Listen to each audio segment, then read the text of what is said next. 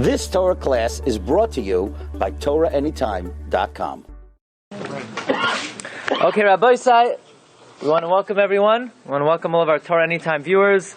And a lot of the information that you're going to hear tonight may be the first time you're hearing anything like this. It may make your hair stand on end. It may shock you. It may scare you. Just take it in, digest it, think about it, and it takes time to sink in. Parshas Chayei. The Torah tells us after the burial of Sarah Imenu, the pasuk says, "V'Avraham zakein." Avraham was an old man. Ba bayamim, he had advanced in age. V'Hashem beirach es Avraham bakol. God blessed Avraham with everything. And the psukim go on to tell us that Avraham realizes that he has a son, and his son is getting up there in age, and it's time to marry him off. And Avraham goes to Eliezer, and he tells Eliezer, I entrust you with the sacred mission. I want you to find a wife for Yitzchak. It's very interesting. The pasuk says, Avraham was an old man, advanced in age, and Hashem blessed Avraham with everything. Says Rashi, what does that mean, everything? Everything? Even a retirement plan? What does it mean Hashem blessed Avraham with everything? Says Rashi, Bakoil Oile Begematria Ben. The word Bakoil has numerical value of Ben, son. When the Torah says Hashem blessed Avraham with everything, the word Bakoil, Beis is 2, Chaf is 20, Lamed is 30, 52. The word Bakoil has a numerical value of Ben. So in other words, Avraham was getting older. Avraham was moving on in age. And Hashem blessed Avraham with everything. What does that mean? He had a son. Says Rashi, Umayachar Shahayaloi Ben. And now that Avraham had a son, Hayatzarech Lahasiya Isha, Avraham had to marry him off. It seems rather innocuous. The Torah is saying Avraham had a son. He realized the son was getting older. He was getting older. Time to marry him off. You just think about this pasuk and Rashi for a few moments. It's mind-boggling. Number one, the Torah is telling me Avraham was getting older. He had a son. Good morning, America. He had a son. Avraham had a son in the middle of last week's Parsha. Remember? God came to Avraham, you're going to have a son. And Avraham said, nah, Yishmael is good enough. Hashem said, no, Yishmael ain't good enough. And you're going to call him Yitzchak. And Avraham gave Yitzchak a bris milah, and he made a whole suda. And now, after the death of Sarah, the Torah is saying, oh, did you hear what happened? Avraham had a son. Like you would think, this son, he must be, maybe at most 3 months old. The man's 40 years old. The Torah is saying, oh, I have a big chiddush. Avraham had a son. Shkayach. We know that already. And now, look at Rashi. Rashi says, Avraham's getting older. Avram's getting older, and he realized, I better marry off Yitzchak. What? You should have done that 22 years ago. Right? Ben Shmona, Yitzchak is 40 years old. Now you wake up, you have to marry him off. Why is the Torah saying, after Avraham was getting older, and he realized that he had a son. Now, one second. So you're telling me it took Avraham 40 years to realize he had a son? Well, who did he think this person was? He thought he was not related to him. I mean, he knew this was his son. And now, 40 years later, it says, Avraham was getting older, and Hashem blessed him with a son, and Avraham says it's time to marry him off. He's a little slow to the take. He should have started, calling the Shadchanim when Yitzchak ben Shmona Aser L'chuppah. Why when he's 40? What's Avraham waiting for? We know Avraham Avinu fulfilled the whole Torah before it was given, and one of the obligations on the father is to see to it to marry off his son. So why is Avraham neglecting and waiting to marry off Yitzchak until he's 40? And also, the Torah implies that at first it talks about Sarah's death, and then the burial of Sarah, and now that Sarah's gone, Avraham, so to speak, wakes up and said, I have to marry off Yitzchak. What, only now because Sarah had passed away? What's the connection between the death and burial of Sarah Imenu and the fact that Avraham is now trying to marry off Yitzchak? Is there a connection? Does one thing have to do with the other? And then even more so, Rabbi Isai, well, look what the pasuk says. Avraham zakein, Avraham was old, ba bayamim. Vashem berach es Avraham bakol. God blessed Avraham with everything. Says Rashi, the gematria, the numerical value of bakol is what? 52. The same gematria as Ben. So what the pasuk means to say is, Hashem gave Avraham a son. Why all of a sudden is the pasuk speaking in gematria? Let the pasuk say straight. Avraham was old, he was advanced in age, and Hashem blessed Avraham baben. Why would the Torah write it bakol and have to figure out from a gematria? Right. So those are the four questions. Number one, why is the Torah giving us this, news bulletin as if we never heard this before? By the way, Avraham was blessed with a son. Right, we know that already. Number two, why is Avraham waking up now to marry off Yitzchak? He should have done it a long time ago. Number three, what does Avraham looking for a shidduch for Yitzchak have to do with the death of Sarah Imenu? And number four, why is the Torah speaking in gematria? Just say straight out, and this is the question of the Gur Aryeh. Let the Torah write straight out, B'Hashem beirach es Avraham baben, with the son. With the son. There's an amazing Gemara in Bava Basra. The Gemara in Bava Basra on Daf Tezayin Amud Beis explains this pasuk very interestingly. You look at number 4, the Gemara in Bava Basra says, Ketanoi. There's a machloikes tanoim. What it means, Hashem beirach es Avraham bakol. Look at the pasuk. It says, bakol. Look at the Gemara. My bakol. Reb Meir oimer shaloi hoi saloi bas. You know what the pasuk means? That Avraham had everything? You know what it means he had everything? He didn't have any girls. That's what it means he had everything. He didn't have a daughter. Ask everyone to please turn off your phone. What does it mean? Vashem berachas Avraham bakol? Bakol means? What does it mean? Vashem berachas Avraham bakol? That he did not have a daughter. It's very interesting. This is Reb Meir's opinion. Reb Meir's wife was Bruria. So Reb Meir knew, Bruria used to tell Reb Meir exactly what to do and so forth. So Reb Meir says, a man who has everything, someone who only has sons and not daughters. That's the opinion of Reb Meir. Reb Yehuda Omer. Reb Yehuda says, you know what it means, Avraham had everything? That he had a daughter. It's a very interesting machlokes. Reb Meir says, what does it mean Avraham had everything? He didn't have a daughter. Reb Yehuda says, what does it mean Avraham had everything? He did have a daughter. Others say, Bas hoisaloi la Avraham. Avraham had a daughter. Bakol shema. Her name was Bakol. Very interesting machlokes over here. Well, you may imagine 3 Tanoim, they're sitting around, and one Tana says, you know what it means Avraham had everything? He didn't have a daughter. The other one says, you know what it means he had everything? He had a daughter. What exactly is this machlokes based on? Were they there? Right? They weren't there. They were thousands of years later. So what are they arguing about? Based on what are they saying? He had a daughter. He didn't have a daughter. Is this a tradition? What was the tradition? Did he have the daughter? Or did he not have the daughter? What kind? You want to argue about logic. You want to argue how to think, how to reason. Fine. But you're going to argue about did he have a daughter? Did he not have a daughter? What kind of machlokes is that? And then finally, the beginning of Parshas Toldos, a very interesting pasuk. V'yela Toldos Yitzchak ben Avraham. These are the progeny of Yitzchak, the son of Avraham. Avraham hoiled es Yitzchak. Avraham bore Yitzchak. We got that already from the first part of the pasuk. If it says Yitzchak ben Avraham, if it says Yitzchak's the son of Avraham, I think we understand Avraham's the father of Yitzchak, right? If 1 + 1 = 2, then 1 + 1 = 2. Yeah, we got that. We got past that.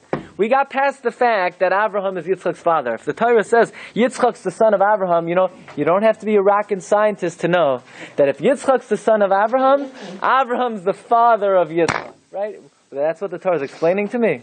What is this pasuk? What's it trying to do? Yitzchak ben Avraham, Avraham is like, how many ways could you say the same thing? We got it, right? Okay. It's very interesting. There's more than one way to have a child. More than one way to have a child. You can have a biological child, but the Gemara tells us in Masechta Sanhedrin on Daf Tzadik Tes Amud Beis, number 6, Amar Reish Lakish, Kol Hamalamed Es Ben Chaveroi Torah. Anyone who teaches their friend's son Torah, Male olav hakosov. The Torah considers it ki'ilu asai, as if you made him. You teach someone Torah, you convey Torah to another Jew, it is as if you created them. You are their father, they are your son. Shenemar, like the pasuk says, v'es hanefesh asher asu b'charan. That Avraham Avinu's converts are not just his students, he actually made them. He created them, they are his children. The question is, teaching Torah is very nice, very beautiful, it's very moving, it's very significant, wonderful. How does that translate into as if you gave birth to them? How does teaching Torah, why does the Torah consider it as if they are your child? Says the Parsha, an amazing thing. We say every morning, Umaisar ha'adam min habehema ayin. Take a rhinoceros, you take a horse, and you take a person. What's the difference? There is no difference. They're the same thing. Maybe one weighs a little more, a little less, but in the scheme of things, says the Gemara, right? Chazal say, what's the difference between a cow and a human? There is no difference whatsoever. But there is a difference. What's the difference? A human being has seichel, has intelligence. Where does the intelligence come from? From Torah. Just the fact that you have wisdom or you know information, that doesn't allow you to rise above the animal. If you have Torah knowledge, that distinguishes you from the cow. So if somebody teaches Torah to another person, he has transformed this individual from a rhinoceros, from a cow, to a human being. Before the Torah, this person was no different than a cow, no different than a rhinoceros. Now that you've taught them Torah, you have made them into Adam. So in effect, you're their father. You gave birth to them. You created them.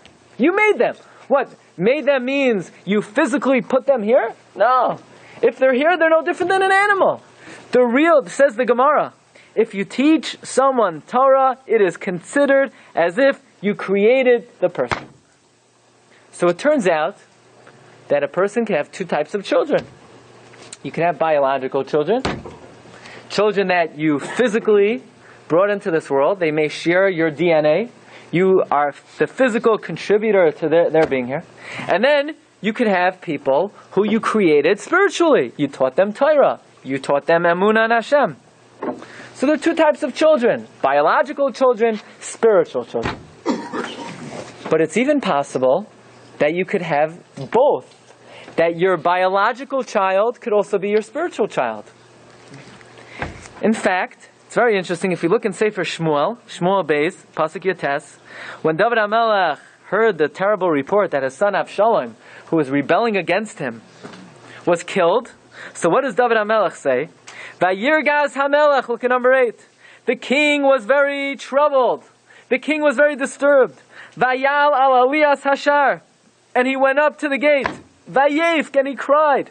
V'kayamar belechtai, and this is what David said. Beni Avshalom, my son Avshalom. Beni, my son, Avshalom. Mi yitein musi ani tachtecha, if only I could die in your place. Avshalom, Beni. Why is David calling Avshalom Beni? He's just his son. Why is he saying it again? Why is he reiterating Beni? Says David HaMelech, let nobody think that this man is rebelling against me because he's an illegitimate child, that I didn't really bring him into the world. Beni, he is my biological child. Let no one say that Avshalom is trying to rebel against me because I did not train him properly, because I did not raise him al derech haTorah. I did not create him spiritually. No. David HaMelech is saying Avshalom is my biological child. He's my spiritual child. He's Beni. So you can have physical children. You can have spiritual children. But the highest level is where your physical child is also your spiritual child. That's the highest level. We're going to digress for a few moments. We're going to go off on a tangent. It's very important to know, when it comes to Avshalom's rebellion against David HaMelech, those who are familiar with Sefer Tehillim, remember that the 3rd chapter of Tehillim begins Mizmar LeDavid Bevarcha Mibnei Avshalom Benai. A song by David when he ran away from his son Avshalom. And the Gemara Masechta Brachos and Avzainu and Beis asks, why is David singing that Avshalom is trying to kill him?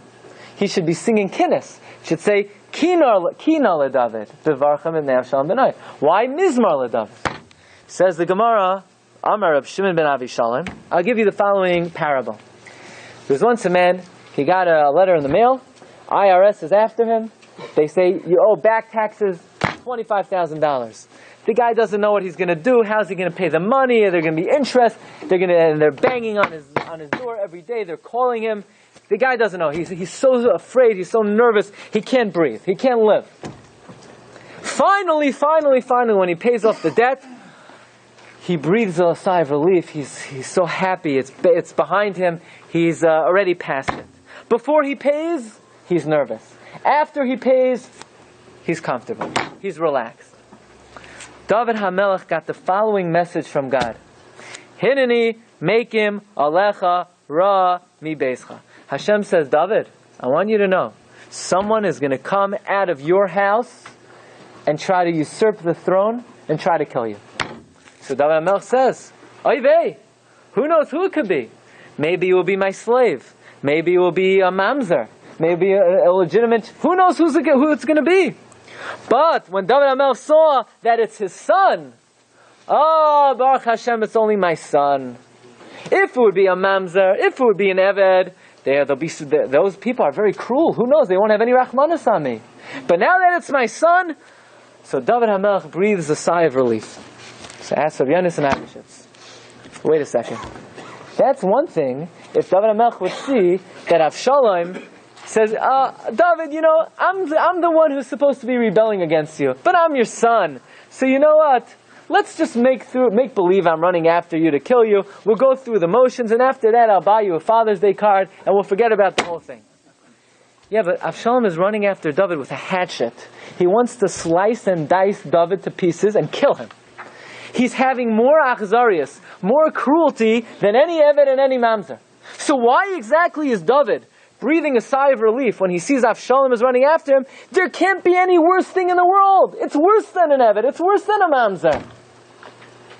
Says Rabbi and Abishitz, an amazing thing. We're all familiar that there's din v'cheshbon. Every mitzvah we do, there's reward. Next world, this world, every avera we do, there's punishment. So we have a concept that when trouble befalls a person, when a person has yisurim, when a person has difficulties, Hashem sends it to a person to be able to erase any averos they may have done, to be able to clean his slate. Says Rabbi Yonis and Eibeshitz, not necessarily. Not necessarily. It depends what kind of yisurim they are. If Hashem, so to speak, says to a person, you know what? I'm not going to watch over you anymore. I'm not going to take care of you anymore. I'm going to let you just fall prey to the forces of nature. And I'm not going to guard you, and I'm not going to give you any shmirah and protection. And Hashem, so to speak, releases himself and says, you know what? You're on your own. If God says to a person, you're on your own, whatever happens to the person, their sins are not eradicated. They still got to pay the price in the next world. But if Hashem sends a person supernatural yisurim that are shaloi kedar chatama, that don't make any sense, that are beyond the guidelines of nature, that are against nature, then it's clear that God is specifically designing these yisurim to eradicate averos, to be able to punish a person in this world so they don't have to get it in the next world. Says Rabbi Yonis and Eivish, it's an amazing thing. When David HaMelech heard that somebody is going to rise up in his house and try to usurp the throne, he was terrified because it's so natural. If you know anything about palace intrigue, the slaves, the illegitimate children, they're always trying to usurp the throne. Whenever the king turns his back, they're going to poison the king and they're going to take over. That is a natural process. David HaMelech felt that if somebody from his own house tries to usurp the throne, that is a natural punishment. It will not eradicate any of his averos. But when he sees that his own son, Avshalom, which is so unnatural, for a son to try to rebel against the father, for a son to try to kill the father. It's such an unnatural form of punishment. David HaMelech says, this is an especially designed punishment from the Rebbeinu Shalom to erase my averos, to cleanse me in this world so I don't have to go in the next world. And therefore David HaMelech sings, Mizmar LeDavid Bevarchai Mipnei Avshalom B'nai. Let us talk about Yitzchak Avinu. Yitzchak certainly was the biological son of Avraham. But we find an amazing thing. Take a look at number 11. Parshas Lech Lecha, Parak Tezvav, Pasuk Beis. Hashem comes to Avraham. He says, Avraham, you're going to have everything. You're going to have Eretz Yisrael. You're going to have a future. You're going to be wealthy. Vayomer Avraham Hashem Elokim Ma titen li. God, I have nothing. What are you giving me? Ve'anochi hoylech hariri. I'm going childless. Uven meshek beisi hu damesek Eliezer. My steward, my slave is my heir. In other words, Avraham says, God, I don't care what you give me. I don't have a son. Vayomer Avram says, Hein li, behold to me, Lo nasata zara, you have not given descendants. V'hinei ben beisi yoresh. The person who lives in my house is inheriting me. So God says, no, he won't inherit you. Look in Pasuk Hey. Vayoytze oisai achutza. God takes Avram out. He says, look at the heavens, count the stars. Could you count the stars? If you could count the stars, then you'll be able to count your descendants. But if you can't count the stars, your descendants will be too numerous to count. Ask the HaChaim Hakadosh, why is Avraham saying to God, God, you didn't give me children? What, Avraham had no emunah? Don't you remember in Parshas Lech Lecha, Parak Tezvav, Hashem told Avram, Lecha et Tineno Zaracha ad Olam. Hashem just told Avram in the earlier parak, you're going to have children. In fact, Hashem says, look in Pasuk Tezayin, there, number 12. V'samti Zaracha ka'afar ha'aretz. I'm going to make your children like the dust. So Hashem already promised Avraham children. So one parak later, all of a sudden Avraham is complaining to God, God, you didn't give me children. Avraham, Hashem just promised you children in the earlier parak. You don't trust in Hashem? You don't believe in Hashem? Why is Avraham telling Hashem, anochi hoylech hariri? Were you listening, Avraham? Hashem just told you you're going to have children. Interesting. Avraham says, Hein li, behold to me, lo nasata zar, you didn't give children. What kind of expression is that? Avraham should say, Lo nasata li zara, you didn't give me children. What's this expression? Behold to me, you didn't give children. Just say, you didn't give me children. Lo nasata li zara. And what does Hashem mean? You'll have children like the stars. Didn't he promise a parak earlier, you'll have children like the dust? Says HaChaim Hakadosh. A beautiful piece. When Hashem promised Avraham he'll have children like the dust, you know what that implies? You know what the meaning of that is? Dust implies children who don't quite meet the standards of Avraham Avinu. Yes, they're his biological children. Yes, they share his DNA. But not the kind of children necessarily Avraham would be proud of. Not the kind of children that would continue Avraham's spiritual legacy. So Hashem tells Avram, yes, you're going to have children. But Avram says, I don't just want biological children. What's that going to do for me? In my mind, I'm still hoylech hariri. In my mind, just biological children, I'm still childless. And Avraham says, Hein li lo nasata zara. Behold to me, you haven't given children. Maybe to someone else that would be acceptable to them. But Hein li, behold to me, you haven't given anything. So Hashem said, you're making a mistake. You know what kind of children you're going to have? You're going to have children like the stars. Stars connote children who are Bali Madrega. Children who will illuminate. Children who will shine. Children who will give to the world. Like it says in Daniel, Umatstike harabim kikoichavim. So Hashem says, you're right, Avram. Until now, I only promised you ka'afar ha'aretz. Biological children. Now I am promising you children who are not just biological, they're also spiritual children. There will be kechoichle hashamayim.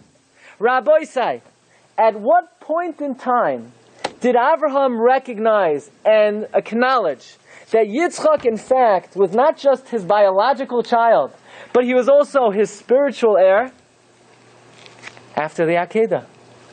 After the Akedah. After Avraham saw that he's not the only one who's willing to give up his life for Hashem, Yitzchak Avinu is willing and able and ready to give up his life for Hashem. So Avraham says, yes, Yitzchak, you are not just my child, ka'afar haaretz. You are my child, kechoichvei hashamayim. You're my spiritual heir. And that is why, Rabbi, say, if you look immediately after the Akedah, God says to Avraham, look at number 14, Ki barech avarechacha. I will bless you. Ve'harba arba zaracha kechoichvei hashamayim. And now, after the Akedah, your child Yitzchak is not just going to be ka'afar haaretz, he's going to be kechoichvei hashamayim. So Avraham says to himself, until the Akedah, it's not so important for me to see to it that Yitzchak gets married. I already have a lot of biological children. Avraham had Yishmael. So Yitzchak, I'm not interested just in continuing the DNA. But when Avraham sees at the Akedah that Yitzchak is not just his ben physically, he's his ben spiritually. He's not just ka'afar haaretz, he's kechoichvei hashamayim. So now the Torah says like this, you ready? V'Avraham zakein, Avraham was an old man. B'Hashem beirach es Avraham, ba'koil, with everything. Says Rashi, ba'koil has the gematria of ben. So we asked, what do you mean? We knew the whole time Avraham had a son. Yeah, we knew he had a ben, but we didn't know that ben was a ben ba'koil, that it was an all-inclusive ben, that it was a ben both physically and spiritually. So now, V'Avram Zakin B'Bayom Hashem Berach Avram B'Koil, with a complete and total son, a son who's not only going to continue the physical DNA, but the spiritual legacy of Abraham. Abraham says, now I have to make sure I marry him off. And that is why the Torah is not just telling us Abraham had a son. The Torah is saying that this son was B'Koil. He was Kechoichvei Hashamayim, and that is why Abraham, at this juncture in time, after the death of Sarah and the Akedah, is marrying off Yitzchak. Rabbi say, sometimes I tell you, before I give you an idea, tell you to fasten your seatbelts. Sometimes I tell you, hold on to your shoes, make sure your shoes don't fall off. Sometimes I say, make sure you don't hit the ceiling. All of the above warnings are now in effect. Okay? What happened at the Akedah? So we were always taught, Avraham takes the knife, he puts it at the neck, whereupon a voice cries out from Shemayim, don't touch the boy. Lay your hands off him. Avraham says, let me make a little scratch. No, don't touch him. And we always assume that after that, Yitzchak went down, and, the story ends happily ever after. I have a question for you. Beginning of this week's Parsha, we talk about the Petira of Sarah Imenu, the Levaya of Sarah. You can imagine the Levaya, all the important people were there, they were sitting on the front row, and they called up, Mechubed, the Mard Asra, for the next Hesped. Fine. Probably, who knows how many people got up? Could somebody tell me why Yitzchak wasn't at the Levaya? Where's Yitzchak? Yeshiva. What the Rosh Yeshiva didn't let him out for his... I know, sometimes the Rosh Yeshiva asks, it's very important you go to Levaya, but it's his mother. Right? His mother. I don't care. Any yeshiva in the world, the Rosh Yeshiva is going to let... Where was Yitzchak at the Levaya of Sarah? Where was he? Where was he? Says the Pirkei de Rabbi Lezer, an amazing thing. Says Pirkei de Rabbi Lezer, when Avraham took the knife to put it on the neck of Yitzchak, Parcha v'yatsa nishmasai shel Yitzchak passed away. Yitzchak died. The soul of Yitzchak flew out of his body. He died. Now, a very interesting language. The same exact language that we find by Sarah, when Sarah heard the news that Avraham was about to shecht Yitzchak, it says, Parcha nishmasa, her soul left. The Pirkei de Rabbi Lezer says, Yitzchak's soul left. So Yitzchak, his soul left, he's flying up to Shemayim. I don't know exactly how fast the soul flies up. And all of a sudden, Yitzchak hears Hashem say, Al tishlach yadchel anar. Just joking, Avraham, don't do it. So Avraham pulls the knife away. Yitzchak said, what? I flew out for nothing? And Hashem sends him back into his body. He, goes into the body, he dusts himself off, he picks himself up, he comes back to life, he says, hey, there's something called Tchias HaMesim. Avraham Avinu already enacted the bracha of Baruch Atah Hashem Magen Avraham. Yaakov enacted the bracha Hakel Hakadosh. Now it's my turn. Baruch Atah Hashem Chayei HaMesim. That's the medrash. Okay, now Yitzchak, he died, and now he came back to life. So this is not called a near-death experience. This is called a death experience. He died, and he came back to life. What does a person do after they die and they come back to life? Where do you go? What's the protocol? Is there a special place to go? Yes. If anybody wants to know, anybody who dies and comes back to life, they have to recuperate. Where do they recuperate? Not in Miami. They go to Gan Eden, right? They go to Gan Eden. Yitzchak Avinu spent 3 years recuperating in Gan Eden. Maybe they had a treadmill, an exercise machine. He was, getting back into things. Where is he at his mother's levaya? Gan Eden. The malach with the cheref, hamisapeches, he doesn't make there are no allowances, no leniences. Yitzchak said, but it's my mother's levaya. No answer. He just saw the sword was going up and down, so Yitzchak said, okay, I'm not. It's very interesting. Parshas told us when Yaakov comes in to steal the Bechorah, he's wearing Esav's begadim. So it says that Yitzchak smells the reach of the begadim. So Rashi says he smells it. This is the smelliest thing in the world, goat skin. There is nothing that smells worse than goat skin. You try it out. Go buy some goat skin, you'll see. There's nothing that smells worse than goat skin. Says Rashi, no.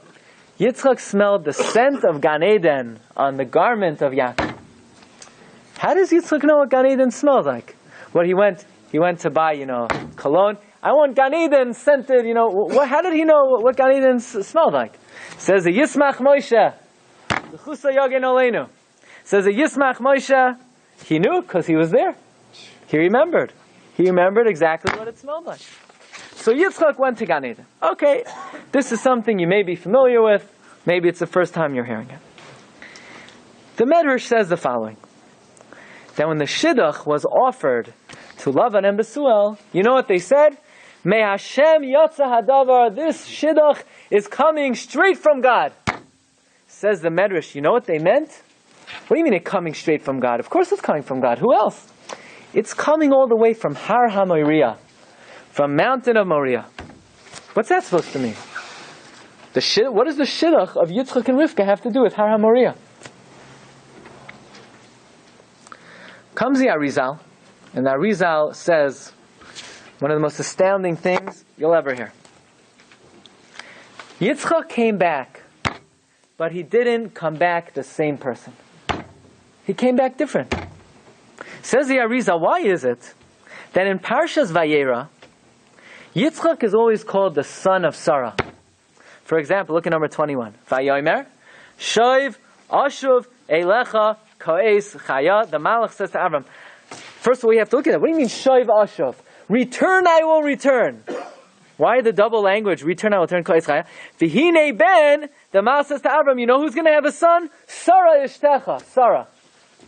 In Parshas Vayera, Yitzchak is always called the son of Sarah. And in this week's Parsha, Yitzchak is always called the son of Avraham. Like when Lavan and Besuel say, Eliezer, take the man. Look at number 32. You're going to have to turn the sheet vertically. Take the boy, take the girl, and she's going to be a wife, Leben Adonecha, to the son of Avraham. Why in Parshas Vayera is Yitzchak the son of Sarah, and in Parshas Chayei Sarah, he's the son of Avraham? You ready for this? Says Ariza. Yitzchak was born with a neshama, a female neshama. A female neshama. What the Ariza calls neshama misitra de dachra. Misitra de nukva. A female neshama. What that means, I have no idea. Just listen to the words. He had a neshama misitra de nukva. A female neshama. And therefore, he didn't get married. Because there would be no point. He wouldn't be able to have children. And that's why Abraham was not interested in marrying him off. He had a soul, misitra denukva. And that is why, says the Ariza, in Parshas Vayera, his name is always associated with Sarah. Sarah, Yitzchak. Yitzchak and Sarah, they're the same. Same group. But at the Akedah, when Avraham was about to shecht Yitzchak, his neshama left. What kind of neshama came back into him? Neshama misitra de dachra. A male neshama. That's what the Ariza says. And that's why in Parshas Chayei Sarah, he's the son of Avraham. In Parshas Vayera, he's the son of Sarah. If anybody asks you what you learned tonight, you'll say over the first half of the share, okay? No. But this, so when he in Parshas Vayera, he was the son of Sarah. He had a soul from the female side. Misitra denukva. At the Akedah, his neshama departed. A new neshama came. He had a neshama misitra de dachra. There's an amazing sefer called the Karban Shabbos. Karban Shabbos was written by a Doiresh Nifla by the name of Rav Betzalel, 17th century. You ready for this? 17th century. He says like this. Before the Akedah, Avraham recognized Yitzchak's a wonderful guy. But there's no point in marrying him off. He has a soul, misitra, denukva. But the Malach says like this. Shoiv ashav. Return, I'll return. First I'll return and bring you a Yitzchak, and then I'll return a second time, and I'll make sure his neshama is complete. That's why the Malach has to return twice. Once when Yitzchak is born, and once at the Akedah, so that Yitzchak has a full neshama. Shoiv ashav eilecha. The second time I return, it's to you, Avram. But ka'es chaya. But ka'es now, chaya. It's going to be female.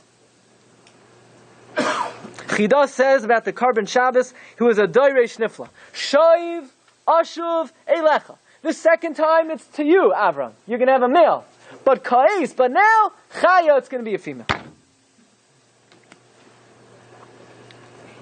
Now, you ready for this? An amazing thing. Take a look at the Rashi. I know. Take a look at take some Tums or something. Take a look at Rashi in number 2. Bakoil oila bigamatria ben. Bakoil has a numerical value ben. In other words, Avraham knew he had a son the whole time. But it wasn't a full son. It was a son who was not complete. Now after the Akedah, Avraham had a ben who was ben Bakoil. Not just the son, but his neshama was also proper. Look at the words of Rashi.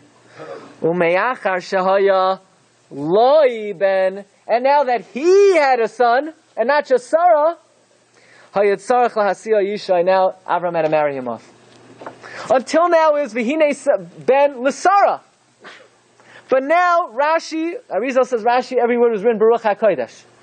B'chol oilu ben. Umeyachar shahaya loi ben. Now that the son is his, he has to marry him off. Are you ready for this? Says the Sefer Karban Shabbos. There is no machlokes that Avram had a son, a daughter, he didn't have a daughter. Everybody agrees. Everybody agrees. He had a ben. The neshama was of a bas. But he didn't have a bas. So all the different opinions are talking about the same person. There's no machlokes. You can't argue, did he have a son, did he not have a son? Avraham had a Yitzchak. Yitzchak's neshama had not been fully created. That's what it means. He didn't have a bas. He had Yitzchak. He did have a bas, the neshama. That's what the Karban Shabbos says. Comes the Arugas Haboisem. The Arugas Haboisem says like this. Why is the Torah telling me Avraham had a son with a gematria? And we know he had a son the whole time. The answer is he always had a ben. But the ben was not bakoil. The ben was not complete. The neshama was lacking. But after the Akedah, the neshama flew out. The old neshama left. The new neshama came back. And now the son, the ben, is a ben who's bakoil. Amazing thing. An amazing thing. So now we understand, number one, why the Torah is telling me now he had a son. He had a son 40 years earlier. No. He had a ben. But the ben was not bakoil. We understand why Avram was waiting so long to marry him off. Says Arugas Haboisem, there's no mitzvah to marry off until at this point.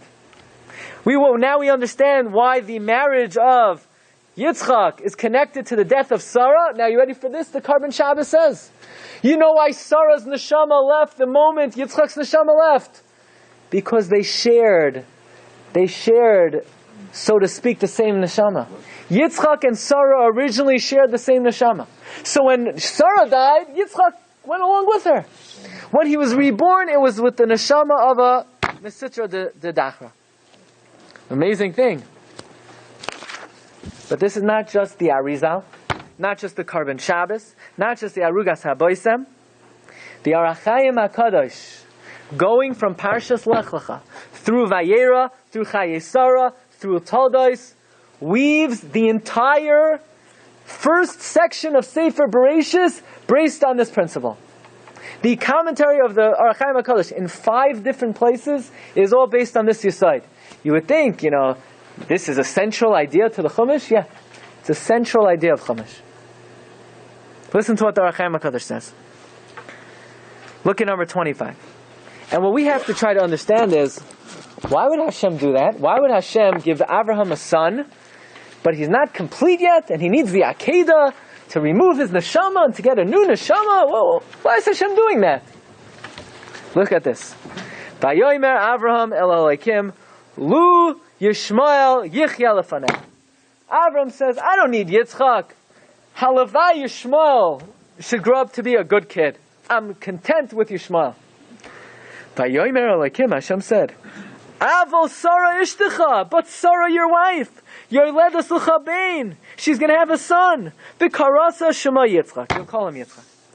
Ask the HaChaim HaKadosh, what is Hashem saying? Avol, but what?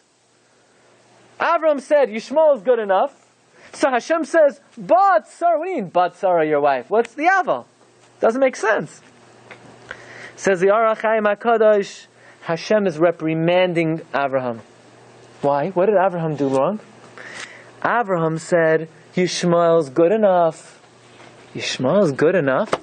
Avraham, you're content with Yishmael? How could you be content with Yishmael?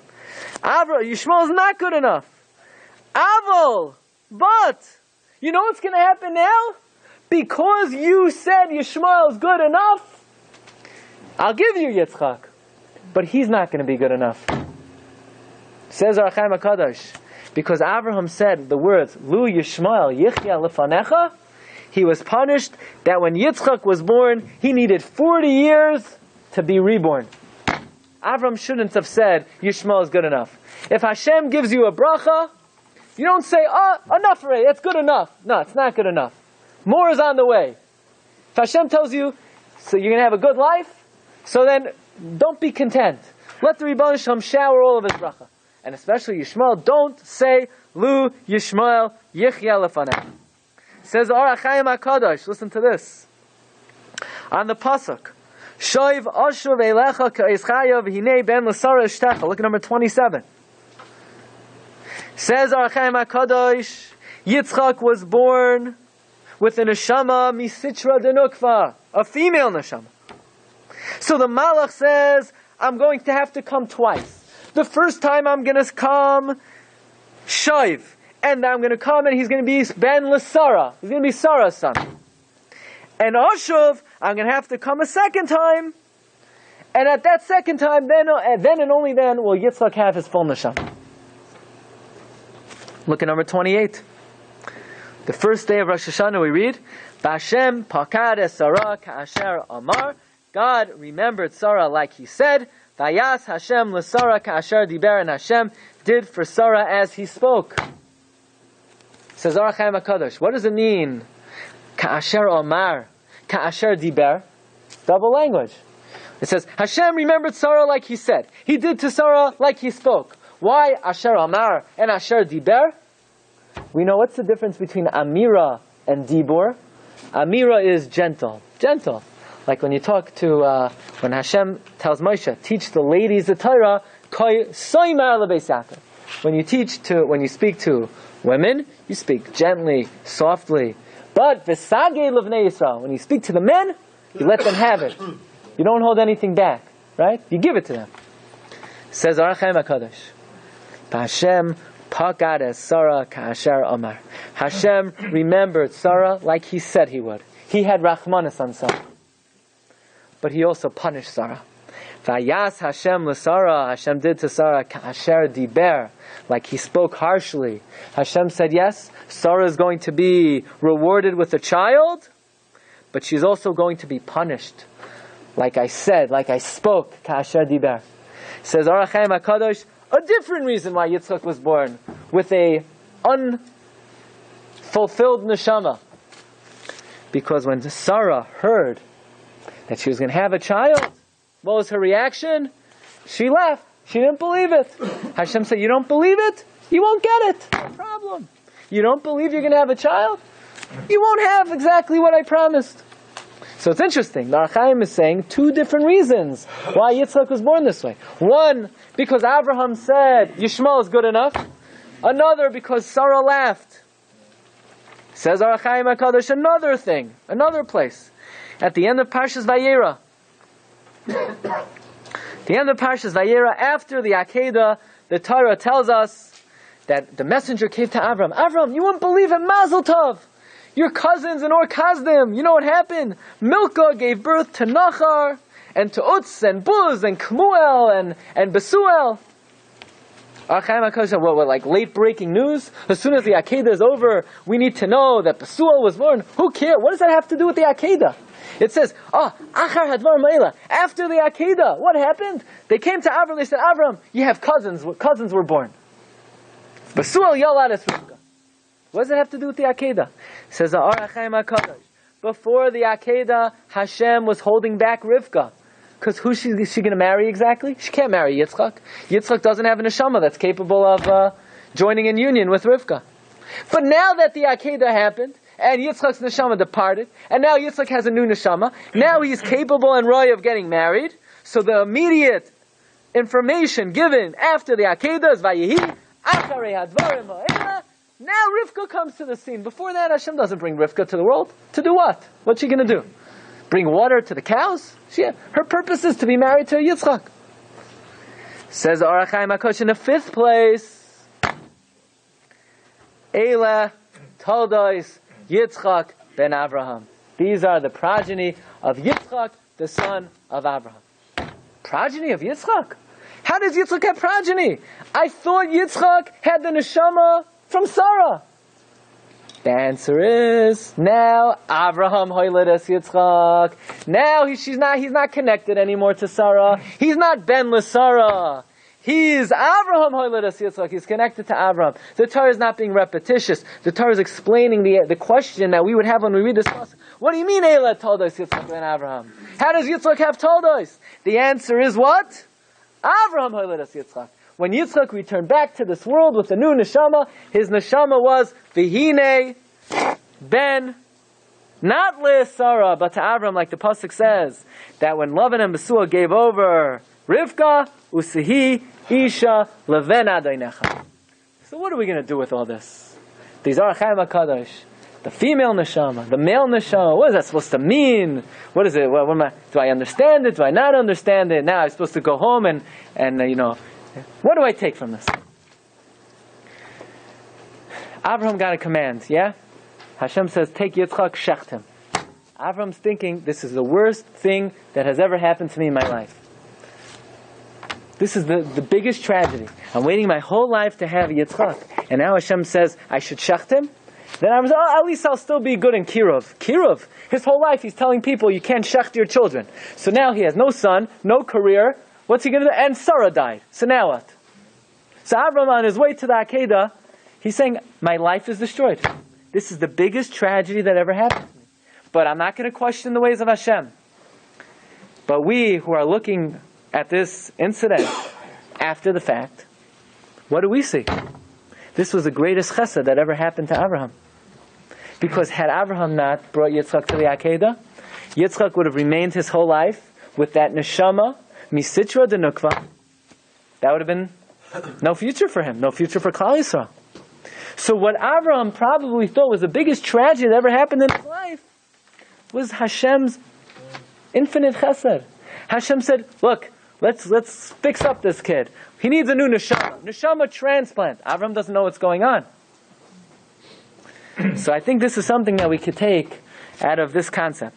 That there are things in life, we think they're tragic, we think they're terrible, we don't understand them, we think this is going to destroy me. And Hashem is looking from Shema and says, no, just the opposite.